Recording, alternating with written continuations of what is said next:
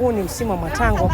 Sijaelewa kina na maana ya kukuzwa matango namna hii katika mwezi wa 10 ama mwezi wa Oktoba, hususan ndani ya Marekani, manake ndo mahali ninapoishi mimi.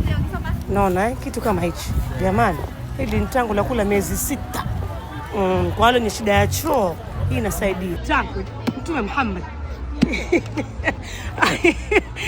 This tango is overweight, you know? Yani hata mimi mwenyewe ninakonda.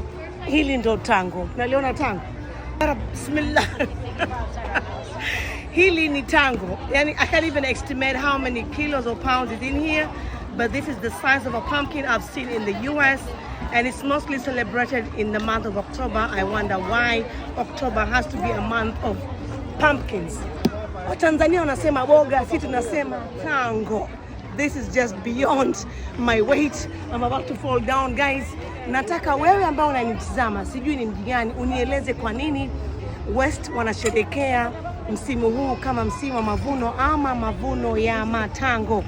You know, it's called the harvesting time, but then again I see a lot of pumpkins which I don't understand the history behind it. Can you at least brief us what is happening in the US with such a big pumpkin in my hand overtaking my kilos, where I'm going down?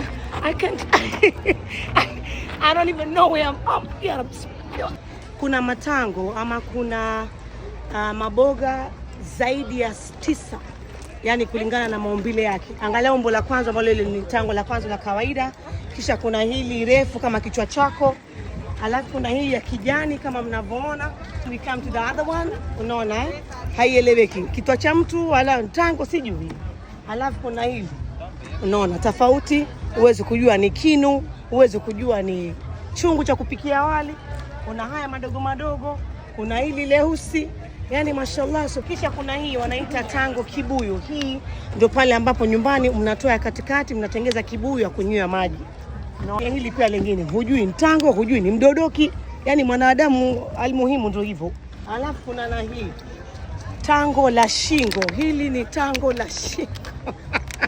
Hujui shingo, hujui ni mkufu. Subhanallah, angalia Mwenyezi Mungu na creativity yake, angalia Mwenyezi Mungu na kazi yake. Isn't this a padlock? This is a padlock pumpkin. Mumeo akikukera unamtia hili la hapa, unamaliza, story inaenda. Umeelewa Jomba wezi. Mame, come, don't kunyonge.